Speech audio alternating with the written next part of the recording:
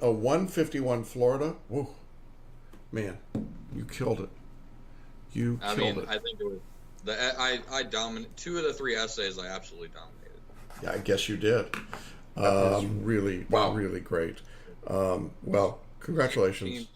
Well, hey everybody, welcome back to Hanging Out with Successful Bar Exam Takers. And I have, well, a very happy guy today. This is Ben Chase, and Ben has passed the Florida bar exam. Hey, Ben. Hey, how are you doing, Jackson? I'm great, but I'm guessing that you're feeling even better right now. 100%. You can see right here. I got my little congratulations banner still hung up, so everything's good. Yeah. You were saying before we went on that today was the first day you had billable hours. Well, at first day where I have, start meeting the monthly requirements, so it's starting to get really quick. Yeah. They don't waste any time, man. They swear you in and they say, hey, hit those billables. Yeah. Um, Yeah, well, we'll get back around to that, but I wanted to start by just asking you to kind of tell folks your story, how you got to school, what happened, what led you to be taking the Florida bar exam, and kind of how you came to be in this position. Oh, okay. Well, uh, long story short, I went to George Washington Law School in D.C. Before that, I worked at Walt Disney World and was like, I don't want to work at Disney anymore. So I went to school at Valencia and then UF and GW, and I I came back to Orlando to take the bar exam in July, and I was driving Uber and Lyft on the side to pay for bills and everything, and I didn't. I studied a lot. Like I did long days, and I think that's something that really burnt me out. And with celebration, the focus is short periods of time to maintain that information. I think that was invaluable. And then my score, I barely didn't pass the first time. I missed by a combined total of 10 points. And so that was kind of it's weird because I didn't cry when I didn't pass. I just said, all right, let's move forward. And I found your program, and I took it in, and here I am on the other side. Yeah. What was your score when you took the exam this time? Uh, the combined score was like 292, so you needed like a 136 to pass, which would be a 170, a 272. So I was pretty far and away. So a 151 Florida. Whoa, man, you killed it. You I killed mean, it. I think it was I dominated two of the three essays. I absolutely dominated. Yeah, I guess you did. Wow, that is really, really great. Well, congratulations. That's a 30-point increase from before. Yeah, something like that. Yeah, Yeah, definitely. something like that. You're kind of humble, for a 30-point increase, dude. All right, so you're doing all this stuff. You're going to school. You're driving Uber and Lyft. You're working at Disney World. You've done all of these things. You're taking the bar. And I assume you took a traditional bar review, a big box bar review the first time through, right? Yes, sir. Yeah. And how many hours would you say you were studying on a weekly basis? Like at least 60 or 70. Yeah, that's It a was a lot, lot. right? Yeah. And so by the time you got to the exam, is it fair to say that you were pretty exhausted, pretty fried? Oh, I mean, without a doubt, I was exhausted, and it was weird because, I mean, going in, I mentally, because of the hours I was going, I said, there's nothing I can do more than, that they set the table for me. Uh, but after seeing my scores and seeing, the areas that I fell short in, I knew that if I just dialed in those areas and I used, the tools that you gave me, I would be fine. And So you take the exam the first time, you fail by 10 points, and then you contacted me. How did you find out about Celebration Bar Review? um, I, it may have been, I mean, targeted ads, but I'm a big guy on YouTube, and I think it may have been something that was one of the suggested, next, watch the next video. Okay. And I mean, I just looked at my data from April, and I used 29 gigs on YouTube last month, just data.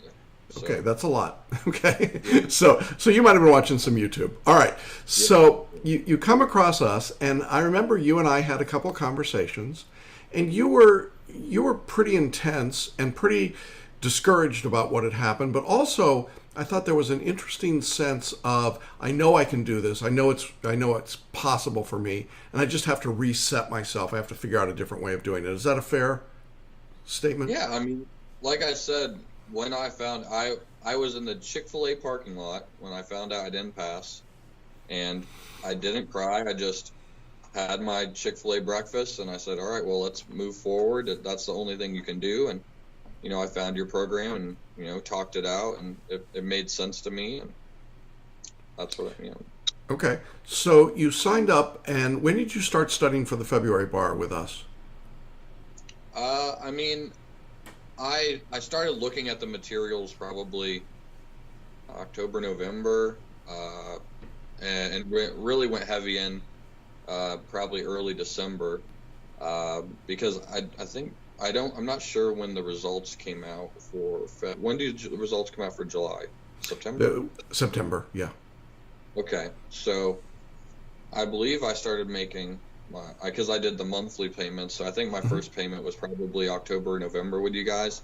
Yeah, Uh, and then I started diving right into the video, the video workshops, and then the online chats and stuff that we would the weeklies. So yeah. Yeah, and I know you were very much engaged with our private Facebook group. We're going to have to ask about the caffeinated gum in a minute, but I'm getting there. But you started your studies, and you're in our basic coaching program, which is, frankly, our most economical program. And sometimes people say, "Well, can you pass with that?" I mean, the answer is sure. You're a living proof of that. How many hours a week would you say you were spending studying for the February exam in our course? okay, so it's funny because when I first went to the first group chat that you guys have, I said because I was working full time once I started studying with you guys, and I said I was going to do from 6 p.m. to 11 at p.m. and there the team said you probably shouldn't. Kelly was like, yeah, you probably shouldn't do that, and I said, okay, that's fine, and I listened, and I took a step back, and so the first few weeks, probably November and December, I was doing probably 20 to 25 hours, and maybe 30 with a little extra weekends. And then once January, February came, I had 2 weeks off before the bar, so I was able to pick it up a little bit more. Again, because I was so close to, I knew the areas I could dial in on Mm-hmm. with your program. And yeah, that's probably the hours that I put into it. Okay. So were you still working? It sounds like you were still working while you were studying then before the February test, right?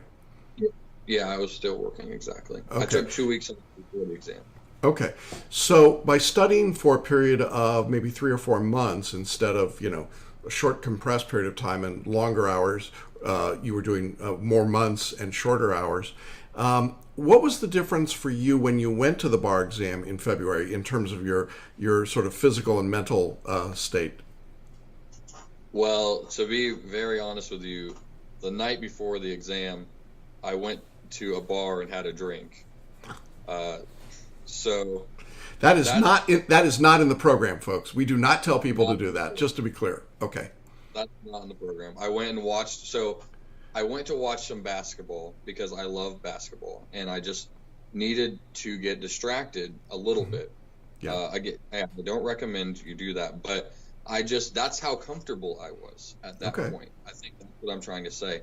The 2 days before the exam, I tried to do a little review, but I felt confident. I Hmm. think that's what I'm trying to say. So Yeah. confident, so that I went and watched basketball and had one drink. Yeah, and that makes sense. And we encourage people to go to the movies, get a massage, do something with family or friends. We're Didn't not get a explicit massage. about. Yeah, yeah. Do something because I think at the point that you know it, there's just not a reason to keep grinding and grinding, right? Exactly. I had kind of like the final review outlines that you guys provide. I don't Hmm. remember what it's called, The nutshells. but Yeah. yeah, the nutshells. The MBE one heaven. It was just heaven. And I would use that. And, after you read it, a few times, more than a few times, you just know at that point. And that's where I had a little bit of anxiety, but those 48 hours before, I knew that I was in a good spot. Yeah, and I think when people are trying to figure out if they're on target to pass, one of the things we say to them is you'll know if you're okay. And you'll just sort of have an intuitive sense of, I know the material, I'm ready, I can do this, versus the people that are scrambling at the end and still saying, I need another week or 2 weeks or 3 weeks. Is that fair? Yeah. Compared to last time where both nights before the exam I was studying like till 11 o'clock, and it's funny because the day of the exam I said if I just had one more day I know I'd pass without a doubt. And I mean, I barely didn't pass, but this time in comparison I didn't take 2 days off, but I basically did take 2 days to just relax and just have me time. Okay, good. Now, you became semi-famous in our Facebook group, our private group. And I've been dying to ask this question, but there's something about you and caffeinated gum. And so, I'm just going to say, I mean, what the heck? What's going on there, dude? So, I mean, I'm not a coffee drinker. I just don't drink coffee, and that's fine. I don't judge anyone that does. My mom drinks enough for the both of us. And in January, I gave up regular soda, so I only drink diet. While studying for the bar, I've lost 25 pounds. Oh, wow. Another thing. Yeah. So I found, the funny story is, while studying for the bar exam, in November, the UCF played USF, and they had that crazy game, and it was a Friday night game. Right. And I was invited to go to the Iron Bowl the next morning in Auburn. So I, on a turnaround, drove from Orlando to Auburn, and on the way there, I stumbled over caffeinated gum, Alert, which is the actual brand, and it worked 100%. And so I would use it when I was studying, and during the exam, I was allowed to bring in the gum because you're allowed to bring in gum. And on the second day, I was so tired at question 70 on the Florida multiple choice, I popped a caffeinated gum, and that's the reason I passed the exam. Okay. Well, I've done this a long time, Ben. I have never heard that before, but I'll bet you that as a result of this interview, sales of caffeinated gum will go way up among bar takers. So there you go. Someone commented that they are using the caffeinated gum. So. Yeah, I've seen it all over. So we have a private Facebook group, folks, in our course, and students that are in the course can share ideas and thoughts and questions, and then there's group coaching calls that Ben was talking about. And our past students stay in the community, in the group, so I hope you'll do that as well. But Ben posted that he was going to talk about his caffeinated gum, so, it was a big deal. So there you go. All right, so we've covered the caffeinated gum. That's a new one. It's totally a new one. It's like 5 calories, and it's $2 for a pack. Okay. I mean, don't tell my wife. Okay, so you go in, you take the exam, and now you've got the waiting period, and you've been through this before. What was the wait like this time? I didn't even think about it until 2 weeks up. Until 2 weeks up, I legitimately forgot about the exam. It's funny, going into it, my goal mentally was for the MBE part, to go in and, to go in and every question at least be able to say, have no question say, I have no idea. That was my goal on that. All right. So there was only one question where I remember the question, and I said, I have no idea. And I think it was like a test, like one of the, the ones they pull out. But that was my goal going in. And then, like I said, afterwards, I didn't think about the results until about 2 weeks out, because that's when other states were kind of getting theirs in. And I was anxious, but I felt so... Like I said earlier, I found out my results in the Chick-fil-A parking lot the first time because I needed to get out of the house. Okay. And I was that anxious, but this time I was sitting in the living room watching the news with my uncle, when I found out. And I think that was just, that again shows how comfortable I was this time, and I mean, obviously the scores went up as well. Yeah.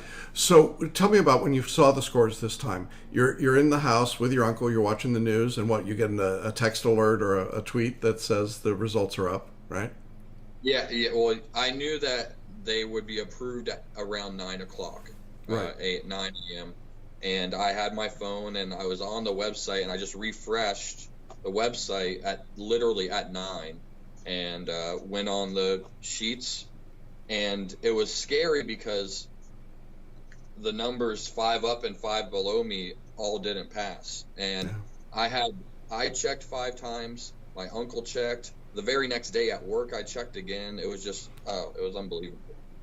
Yeah, and for those of you that don't know, the pass rate on this exam in Florida was horrendously low, and for repeat bar takers, less than 25%. So you beat all the odds.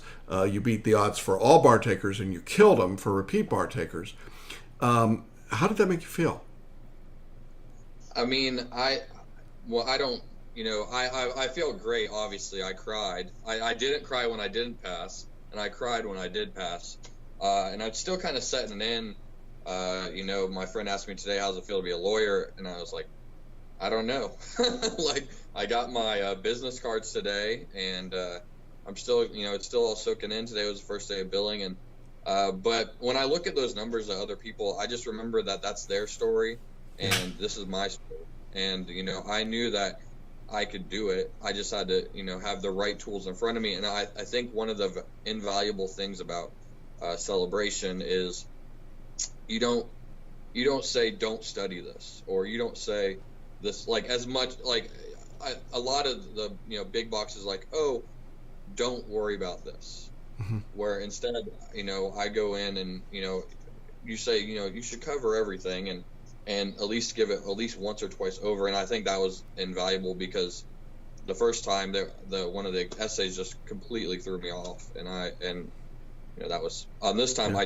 I dominated the essays. I don't know my scores. I wish I did know my scores.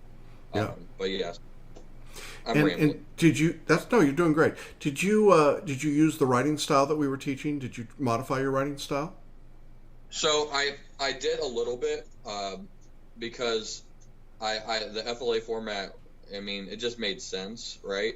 On the essays last time, the one that I knew the law, I was, I don't know, 18 points above the average. So I knew that if I knew the law, I could do significantly well. Like, I knew that I could. Sure. And that was the gap for me last time.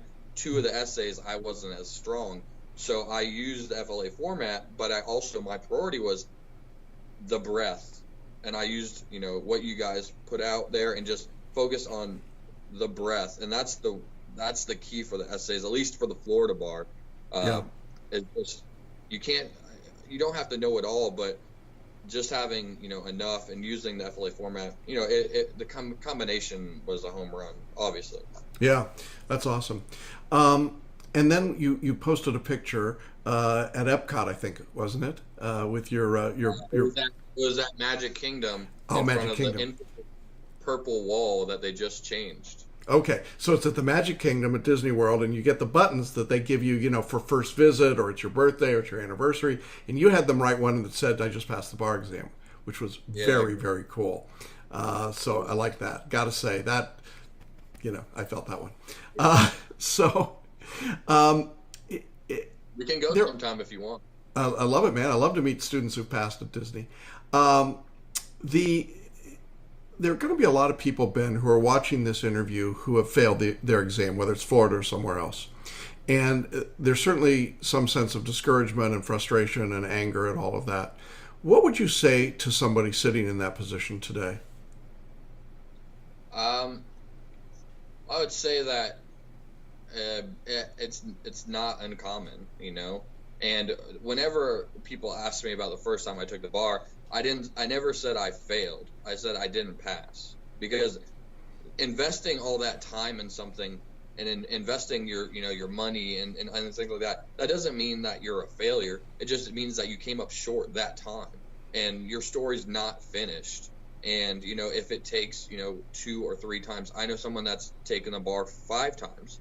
And this time I'm confident that that person will pass. But, it's, if you need, the best part of celebration is, personally to me, is the group coaching sessions, because it keeps you accountable and it keeps you in an atmosphere where you're saying other people are going through this too.